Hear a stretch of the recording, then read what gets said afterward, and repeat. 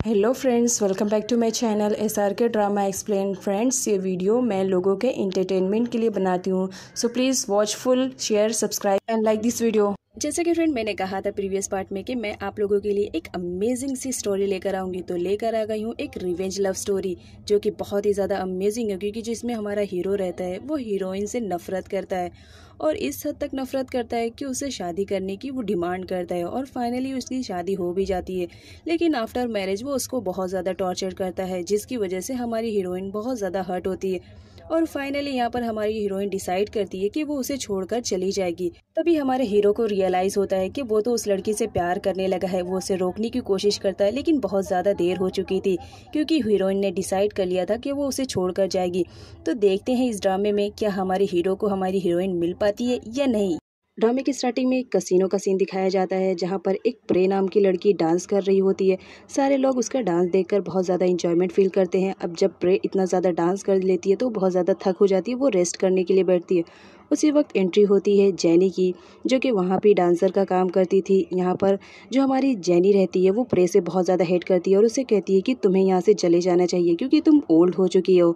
अब जब प्रे ये सुनती है कि वो उसे ओल्ड कह रही है, इस बात पर जो प्रे रहती है उसे बहुत ज़ोर से गुस्सा आता है और वो जैनी का बाल पकड़ लेती है और उसे नोचने लगती है और कहती है कि तुम्हारी हिम्मत कैसे हुई मुझे ओल्ड कहने के लिए। और यहाँ पर उन दोनों की फ़ाइट को दिखाया जाता है।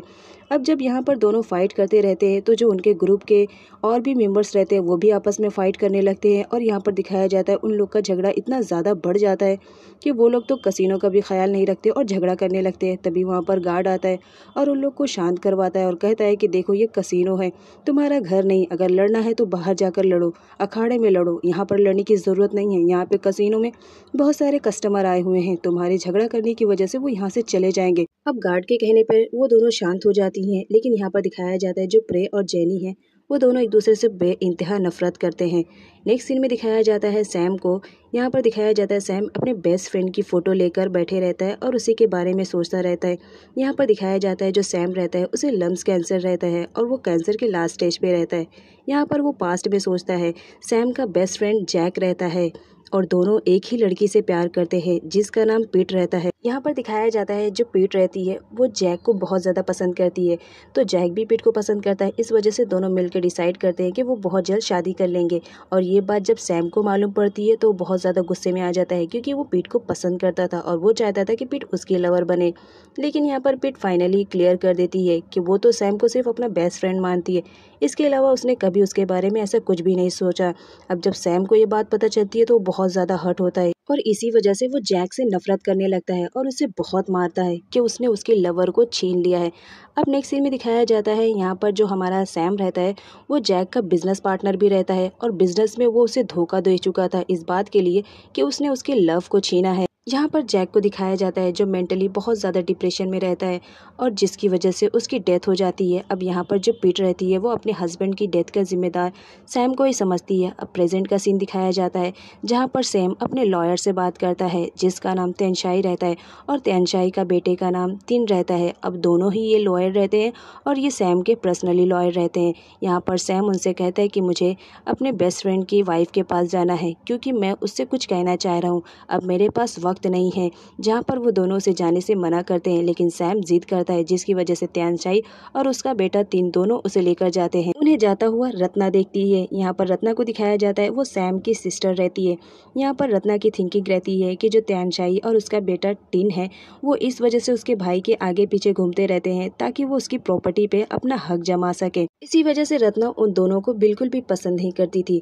अब सीन एक सुपरमार्केट का दिखाया जाता है जहाँ पर एक इम नाम की लड़की लोगों को फूड डिलीवर कर रही थी और उसका बेस्ट फ्रेंड उसके साथ में रहता है जिसका नाम तौर रहता है। यहाँ पर दोनों फूड डिलीवर करते रहते हैं। तभी एक लेडी बोलती है कि तुम दोनों कितने अच्छे कपल हो, तुम दोनों को शादी कर लेनी चाहिए। ये बात सुनकर जो इम रहती है वो शाय फील करने लगती है, लेकिन यहाँ पर तौर को दिखाया जाता है वो तो बिल्कुल भी इम में इंटरेस्ट नहीं रखता है।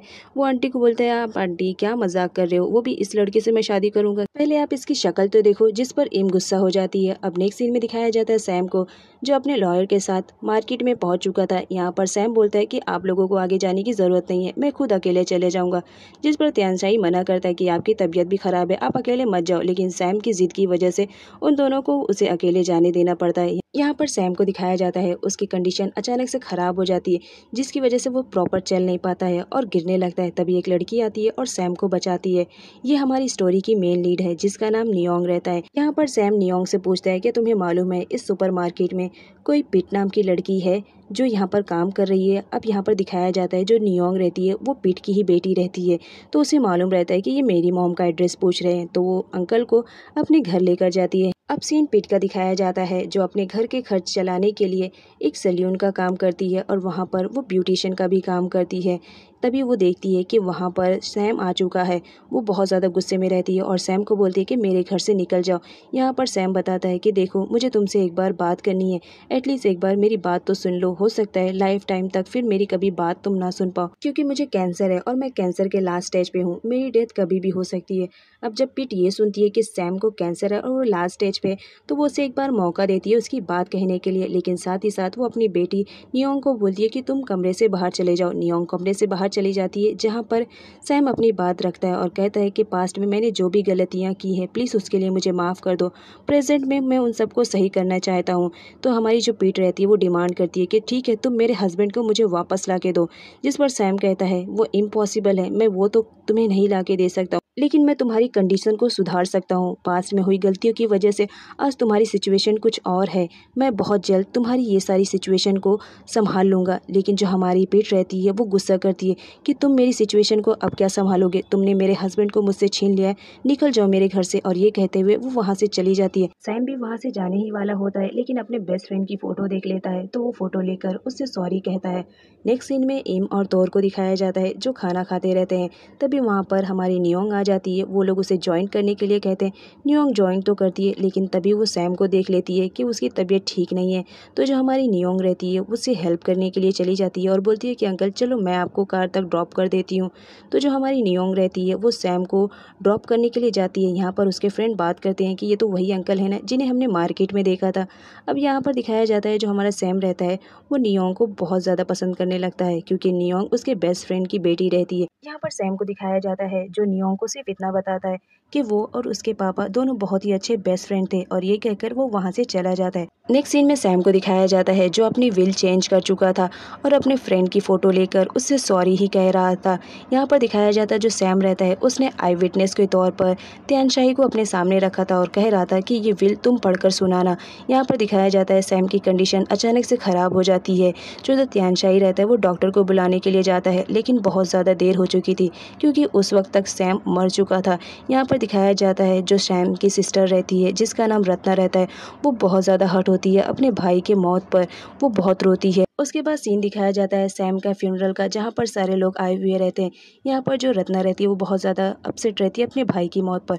उसी वक्त एंट्री होती है प्रे की, वो भी आई हुई रहती है सैम के फ्यूनरल में, क्योंकि जो सैम रहता है वही कसिनो का ओनर रहता है। यहाँ पर रत्ना को दिखाया जाता है जो इस बात पे बिल्कुल भी खुश नहीं थी कि प्रे नाम की लड़की उसके भाई के फ्यूनरल में आए। यहाँ पर दिखाया जाता है वो गार्ड को बोलती है कि जितनी जल्दी हो सके इन लोगों को यहाँ से दफ़ा करो। उसी वक्त एंट्री होती है जेनी की। जेनी भी अपने बॉस के फ्यूनरल में आई हुई रहती है क्योंकि सैम कसिनो का ओनर रहता है। यहाँ पर जेनी को दिखाया जाता है जो रत्ना के बाजू में जाकर बैठ जाती है। इस बात पर रत्ना आग बगौला हो जाती है और कहती है कि ये फैमिली मेम्बर के लिए प्लेस है, तुम जैसी लड़कियों के लिए नहीं, तुम यहाँ से चले जाओ। अब जेनी भी कम नहीं रहती है, वो भी मुंह तोड़ जवाब देती है और कहती है कि मैं इस वक्त फ्यूनरल में आई हुई हूँ तो इसके अकॉर्डिंग मैं यहाँ पर बैठ सकती हूँ। जिस बात पर रत्ना को बहुत गुस्सा आता है और वो जेनी से हाथापाई करने लगती है। जेनी भी पीछे नहीं रहती, वो भी रत्ना को एक दो थप्पड़ जड़ देती है।